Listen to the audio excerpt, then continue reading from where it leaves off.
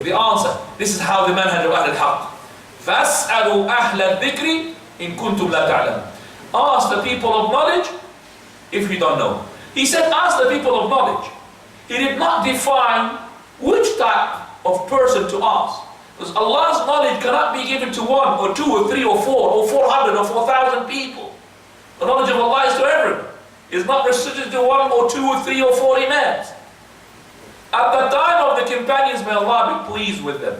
And you know very well that the companions, radiallahu anhu, they had the most successful era, and that is why they conquered, as I said a number of times, the hearts before they conquered the land. Allah subhanahu wa ta'ala did not specify for those companions. If the Prophet ﷺ died, go and ask Abu Bakr. Go and ask Umar. He never said that. But Allah subhanahu wa ta'ala, He did not say. He said, فَاسْأَلُوا أَهْلَ الذِّكْرِ وَإِن كُنْتُمْ لَا تَعْلَمُونَ. So if these companions had an issue, they will go to such and such, whatever, if Abdullah ibn Mas'ud is there, they will ask him. Abu Bakr is there, they will ask him. Umar is there, they will ask him. None of them would say, oh, I'm a Bakri, I'm a Umari, I'm a Uthmani, I'm a Ali. So we've got 4 Khalifa, 4 Madhab. None of them that said that. Hang on a second, I'm a Bakri, I'm not going to listen to you. You're Ali, you are Uthmani, you are different. Nobody had said that. And we know for a fact that we had difference in terms of the fatwa between Abu Bakr and Umar and Uthman and Ali. True or not? We had difference. They were not the same. They were different in lots of issues. Not in the Aqidah, but number of issues regarding, for example, Abu Bakr, radiallahu anhu, in his time, when you divorce your wife 3 times, 1, 2, 3 times in one level, divorce, it counts as what? Umar Khattab made it, no, divorce, you're playing around with divorce, we'll make it 3 divorces. So they're different. Abu Bakr is different from Umar radiallahu anhu warda. Also, at the time of Abu Bakr and Umar, they were different from Abdullah ibn Abbas. Person asked them about tamattu in the Hajj.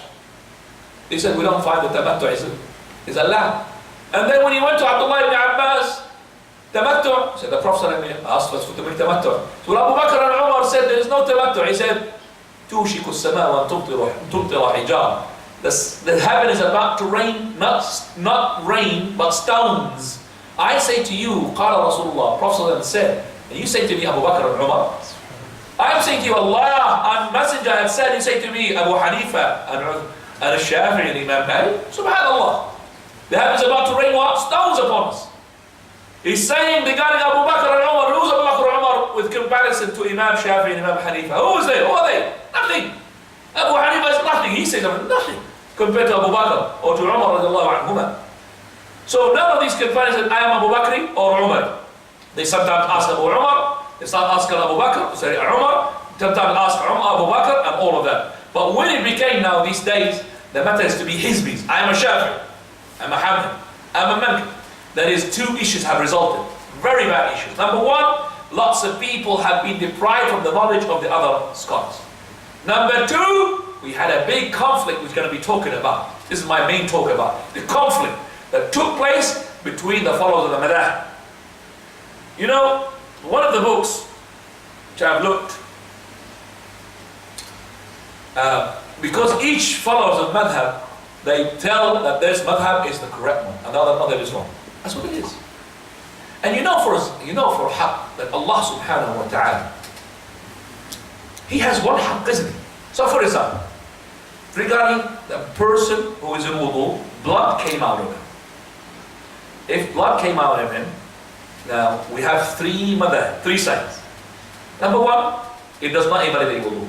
Number 2, whether it's little or too much, it will invalidate wudu. Number 3, it is only if it's too much, it will invalidate wudu. So 3 madhab. Do you think Allah subhanahu wa ta'ala left it for us like this, 3 madhab? So each person now, he says, I say that blood, if it comes out little, it'll break the wudu. Not too much. If it's too much, it will not break the wudu. Other one said, no, little or too much will break the wudu. Other one, it will not break the wudu. Do you think the religion of Allah is like this? وَلَوْ كَانَ مِنْ عِنْدِ غَيْرِ اللَّهِ لَوَجَدُوا فِيهِ اخْتِلَافًا كَثِيرًا. If it was from other than Allah Azza wa Jal, if this book of Allah wasn't from other than Allah, they will find into it what? Lots of what? Contradictions. Lots of mistakes, something which is contradictions. Allahu Akbar. So it's not from Allah. So how come that we find that this person who is follower of Imam Abu Hanifa, he says, Imam Abu Hanifa, that any type of blood that comes out of the person, little or too much, it will invalidate wudu. Imam Shafi'i, he says, it does not invalidate wudu. Imam Malik says it's only when it is too much. It will invalidate wudu. So you've got three madhab now. So let's say now, this person who's a follower of the madhab of the Shafi'i, sorry, madhab of the Hanafi, which says that any type of blood comes out of the body, it will invalidate wudu. Okay? Right.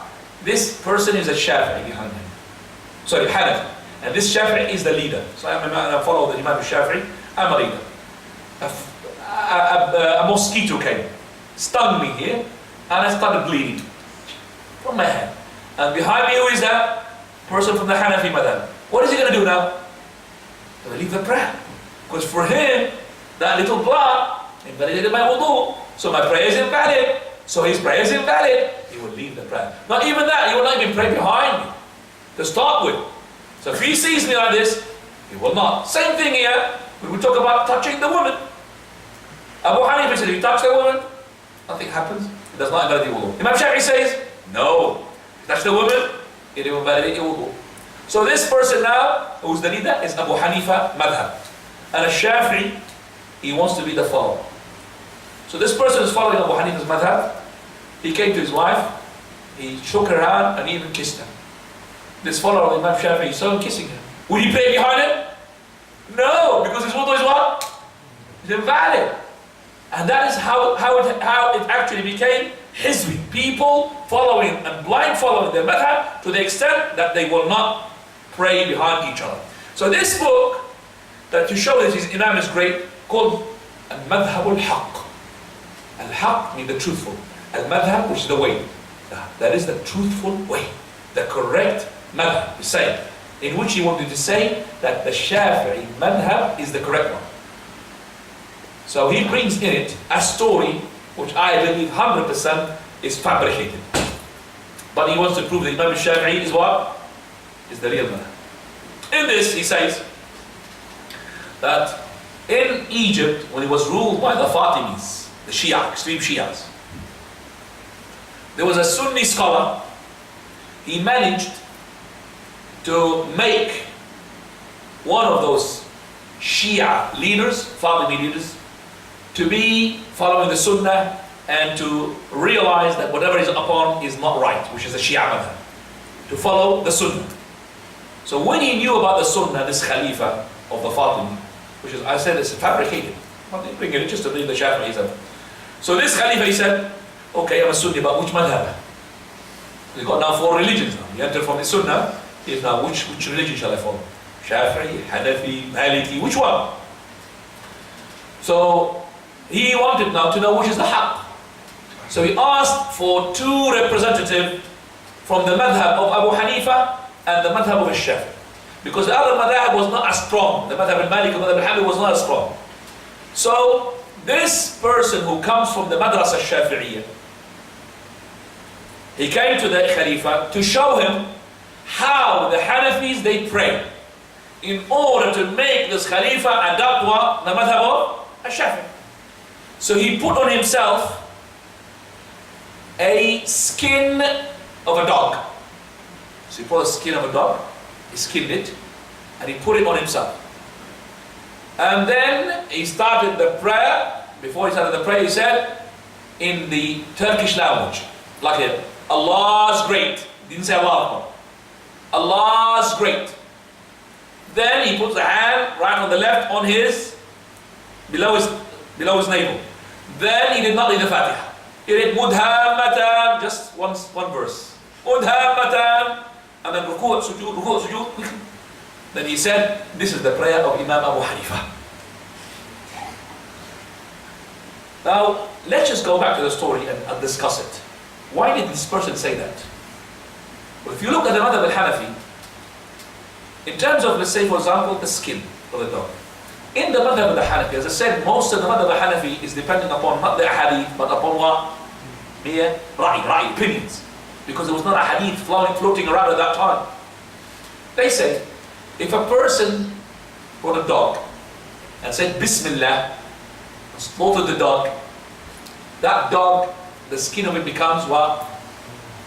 Pure, halal. So if you slaughter the dog,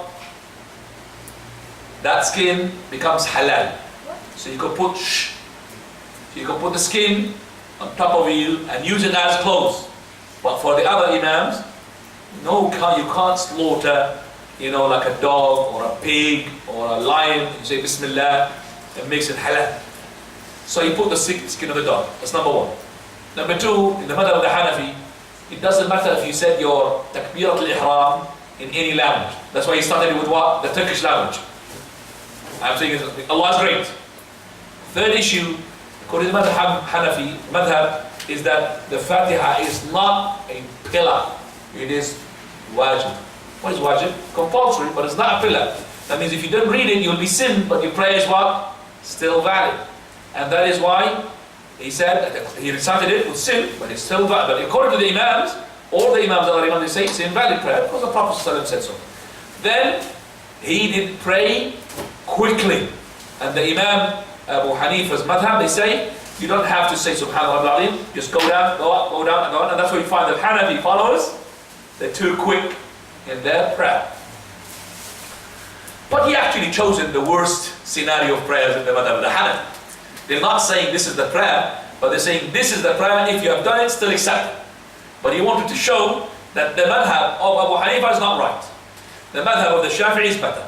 Anyway, as I said, I believe 100% that this is a fabricated story. But I know for a fact that there's a story which is not fabricated, which is that the Hanafis, they had so much conflict with the Shafi'is that they will not allow the Hanafi person to marry from a Shafi'i girl. The reason behind this, which is linked to the Tawheed of al-Imam, so the mas'ala I'm going to be explaining inshallah. That is, they said that this Hanafi imam, person, man, cannot marry from a Shafi'i woman because the Shafi'i woman, she has a doubt about her iman. How? If you ask her, are you mu'min? She would say to you, inshallah. But if you ask a Hanafi follower, he would say, are you mu'min? He would say, yes, I am a mu'min. So the Hanafi is saying about the Shafi'i follower, he is in doubt of his iman. He's saying, inshallah, if Allah wills. That's a doubt. And if you doubt your iman, then you're what? A kafir. So what is the background of this? The background of this is actually to do with the definition of iman to both. Abu Hanifa's definition of the iman, that the actions is not part of it. So it's only what? The silence. And only what? The affirmation in the heart. The action is not part of it. That's why they call it murji'atul fuqaha. Murji'ah in the fiqh. They're not as bad as the murji'ah in this mas'ala, which is wrong. The other imam which we are with them, Imam al-Shafi'i and others, they say, al-imanu qawlun wa amal. Iman is consisting of saying and actions. The saying of the heart, the saying of the tongue. The saying of the heart, which is your belief. The saying of the tongue. The action of the heart, which is the love and the tawakkul and all of that. And the actions of your limbs. We don't say the action of the tongue, the action of the limbs. Because of that, they say, ana mu'minun inshallah. That means, I am a believer, if Allah wills, because my action maybe is not going to make me the best absolute believer. Inshallah, I'm a mu'min. That's how the difference in the definition.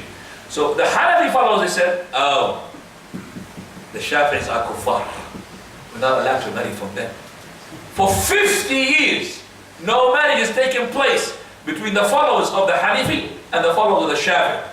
That's how I said to you, when this line following takes place, lots of split and diversion takes place in the Ummah.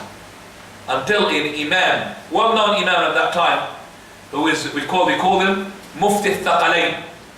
MashaAllah. He gives fatwa to not just mankind, to the jinns as well. Mufti Thaqalain, 2 thaqals. He gives fatwa not to the mankind, even to the jinns. I don't know what type of jinn comes in to ask him. After 50 years, he said, I found a solution for you. I don't know if it's a solution or even making it worse. He said, we will make the Hanafi marry from the Shafi'i women by making the Shafi'i women just equivalent to the people of the book. MashaAllah. Like a Christian or a Jew. So we're allowed the Hanafi male to take from the female the Shafi'i part, not the Shafi'i male to take from the Hanafi females. Because the people of the book, we say in Arabic, that means he wanted to put eyeliner for it. He poked his eye. He did not beautify her eye. Right, in this case, we say with this is, by the way, you find it in a book called Al-Bahr al-Ra'iq. في شرح كنز الدقائق. That is, Al-Bahr al-Ra'iq is a book which is well known for the Hanafis. And in there you find lots of things like this. Lots of things that you don't believe. Now, let's go to another issue. For example, they say regarding the marriage of a woman. The Hanafi madhab says, if the woman had reached the age of rushd, that means she is baligha, plus she's rashida, she knows her, she knows what to do. She's allowed to get herself married without the consent of her wali, her father. She could go to any sheikh of Hanafi, make the marriage. And that is why, till today, you'll find the contract of a Hanafi marriage in some of the masajid you have seen with more eyes. There is not even a space or any dots or any name to be mentioned for the wali. Nothing. Husband and wife, and that's it. Wali is not there, even though they're not putting his name there. So the woman, she could come and marry herself as long as she's rashida. She's okay, she knows what she's doing, she doesn't need the consent. And all the other imams, they said, the marriage is invalid. Is invalid because the Prophet ﷺ said so. Now what should we follow? Should we say, no, ikhtilafu ummati rahmah. Some people, they repeat this hadith, which is fabricated hadith, that the difference between my imams are to be mercy of Allah. How can it be a mercy? How can it be a mercy? Brothers, how can we have an imam saying it's okay for the girl to marry himself without the consent of their wali? How can it be a mercy? The haqq is one, and we need to follow the haqq. So if we know the hadith of the Prophet, أَيُّمَ امْرَأَةٍ أَنْكَحَتْ نَفْسَهَا مِنْ غَيْرِ وَلِيٍّ فَنِكَاحُهَا بَاطِلٌ بَاطِلٌ. Any woman, she made herself to be married without any wali, her marriage is to be invalid, invalid, invalid. Wallahi, Abu Hanifa was alive to see this hadith, he will say, إِذَا صَحَّ الْحَدِيث فَهُوَ مَذْهَبِي. If the hadith is correct, this is my madhab, I will follow the hadith. So why the people are still following Abu Hanifa in that issue? No, but if the father is strict and he doesn't want that person, he's no good husband, now he will leave his madhab Hanafi and goes to be Shafi'i. No, I'm a Shafi'i now, because I don't like my daughter to marry. That's what is happening. So they flip and they go and jump from one madhab to another madhab to suit their desires. Another one. You know that according to the four imams, Abu Hanifa, Imam Malik, Imam Shafi'i, Imam Ahmad, that if the person had divorced his wife like this, divorce, divorce, divorce, she's completely divorced, ba'ina baynuna kubra, she's not allowed to go back to him until she marries somebody else, full marriage. Then after that, if that husband dies, or he, for example, he divorces her, she's allowed to go back to her original husband, if she wants. But you know that this madhab, from the four madhab, is wrong. Even the four scholars had said it. It's according to what Umar al-Khattab had done. At the time of the Prophet ﷺ, even if you say you're married, you are divorced 3 times, you are divorced to the power 1,000, still is one divorce. It counts as one divorce. So when this divorce takes place between a Hanafi follower and a Hanafi follower, between a male, the fathers there, now they will say, Abu Hanifa is strict, even Shafi'i is strict. Let's go to the madhab, not even the madhab of those, the madhab they call it the madhab of the Wahhabi. The madhab Ibn Taymiyyah. Ibn Taymiyyah didn't say that Muhammad Wahhab to be a Wahhabi. They call him Wahhabi as well, before Ibn Wahhab was born. Madhab Wahhabi. The madhab of the Wahhabi, which says, well, if you divorce her 3 times, it becomes what? 1 divorce. I'm a Wahhabi just for that. Wallahi it happens. Wallahi I've seen myself, I've seen or received a case from a person who he goes to the Braywi Masjid. The Braywi Masjid, they are Braywi in the Aqidah, but then their madhab is what? Hanafi. In the school of thought. They don't follow Abu Hanifa in their Aqidah. They follow the Braywi Aqidah, but in their madhab fiqh, it's Hanafi.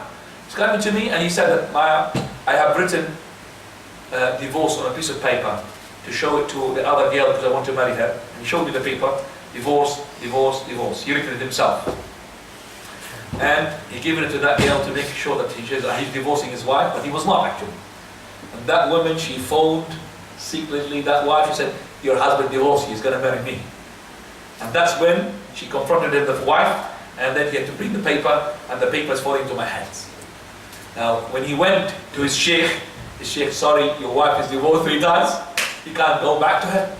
What? Yes? Come on. So I'm not praying anymore. So he comes to us to seek the fatwa. I said, well, yes, the 3 divorces is being written. It comes to 1 divorce. There was an issue regarding pregnancy. She was pregnant and so on and so forth. Anyway, so I gave him the fatwa of that, which is, so he took the fatwa, implemented his fatwa to go back to his wife, and then still he's a brainwave. He get to the brainwave. Got what he wanted. When he wanted the fatwa to return his wife, then after that he's a brainwave. SubhanAllah. So they're not brainwave sometimes, they're brainwave sometimes.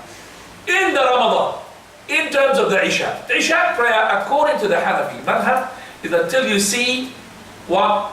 The Isha, until you see the disappearance of the white. Now you know in Bedford, or if you go a bit even north, that this white twilight does not disappear. You know that. It disappears very late, about 12-ish, well past 12. But you find those Dawandis, follow the Hanafi madhab, drawn up, they make the Isha even earlier than you. How come? Earlier than you. But the Hanafi madhab says that after 12 o'clock. Well after 12 o'clock. Like for example, I know Hanafi madhab, Hanafi masjid in Manchester, in the summer, I know the timetable, their Isha comes in 12:51. That's 9 minutes before 1 o'clock in the morning. In Manchester. But the people didn't like it. And suddenly leave it to the Wahhabi Masajid. They say the Wahhabi Masajid. So they said, okay, we'll make it even earlier than the Wahhabis. 10:30. From 12:51 to 10:30. What is the difference between Maghrib and their Isha? Their Maghrib comes in at 9:38. And their Isha 10:30. How much is between them? 55 to 50 minutes. I said, what type of madhab is this? What madhab is this? What is the madhab? Do you know what is the madhab they've done it? This is a combination of all the madhab. It's not one madhab. Because this is called the jam'. They make it jam', but they're not making jam' because Abu Hanifa madhab, there's no jam' except in Muzdalifah. Can't make jam' combination. No way. So where is that?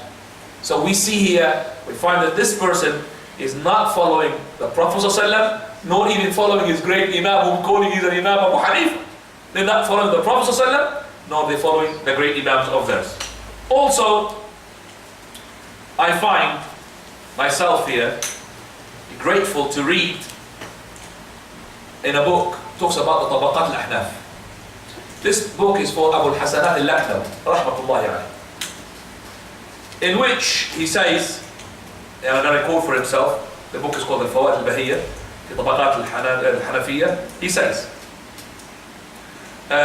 in the words of Isam al-Balkhi. Isam al-Balkhi is one of the great scholars of Ahnaf, and he was the student of Abu Yusuf, and Abu Yusuf is a student of Imam Abu Hanifa. And they were talking about that Isam al-Balkhi used to raise up his hands whenever he goes to ruku' and whenever he comes out of the ruku'. You know, Allahu Akbar, ruku', and coming out of ruku', he would put his hands up. You know that Abu Hanifa's madhab, there is no raising up the hands except in what? Takbirat. Nothing.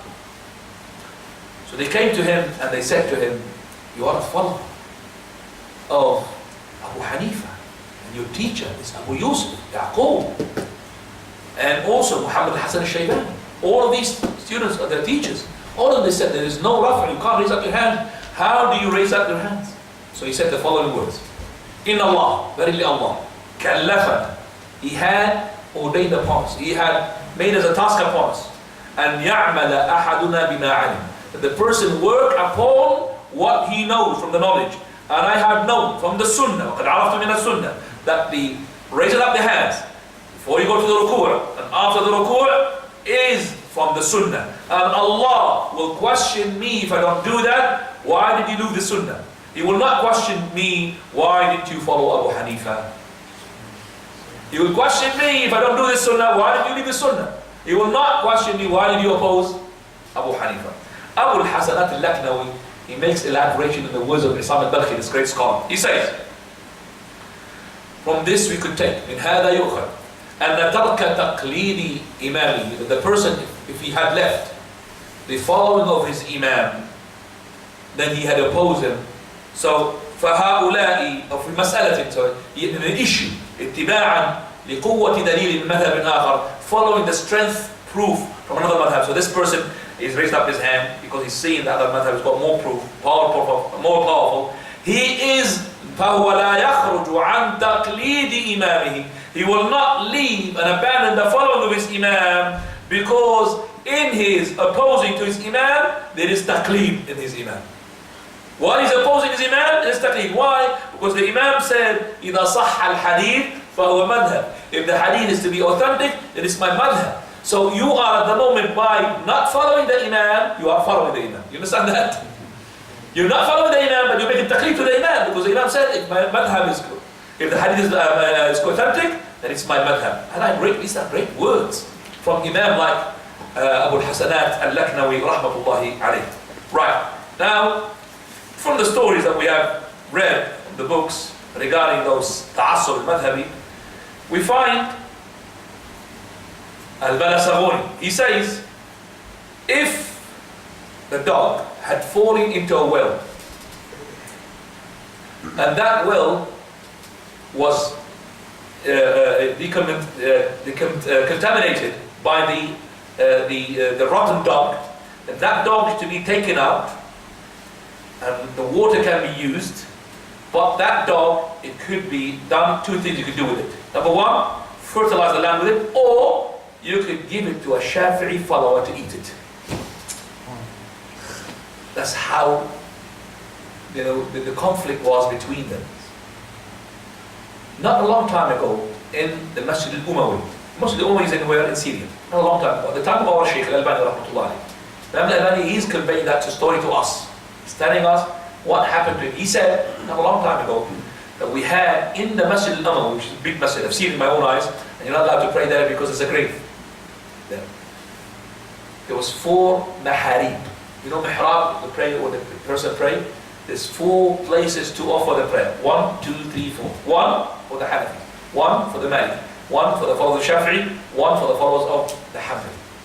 So the prayer of the Dhuhr, the Iqamah will be on, the Imam will lead in that mihrab, you'll see people following him and other people sitting down. They're not praying with him until their Imam comes in. Then after that, when he finishes his prayer, the other Imam comes in, which is the Imam in the sequence of appearance, which is Imam Malik. Imam Malik comes, and then he will lead the prayer. The followers of Maliki will come and follow behind him, and some people will be staying behind. Same thing with Imam Abu Hanifa, Imam Shafi'i, and Imam Ahmad bin Hanbal. Do we need to have 4 religions, brothers? Is that the right way forward? Allah subhanahu wa ta'ala said, وَلَا يَزَلُونَ مُخْتَلِفِينَ إِلَّا مَنْ رَحِمَ رَبُّهُ.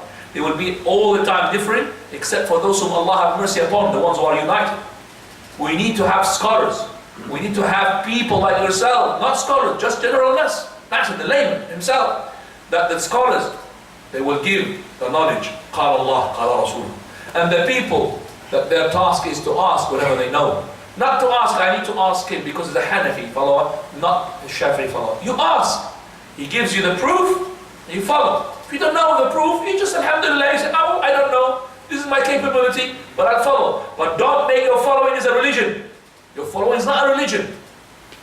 The religion is to know what is the haqq. That's the religion. Because if you follow that person, don't say that that person is infallible.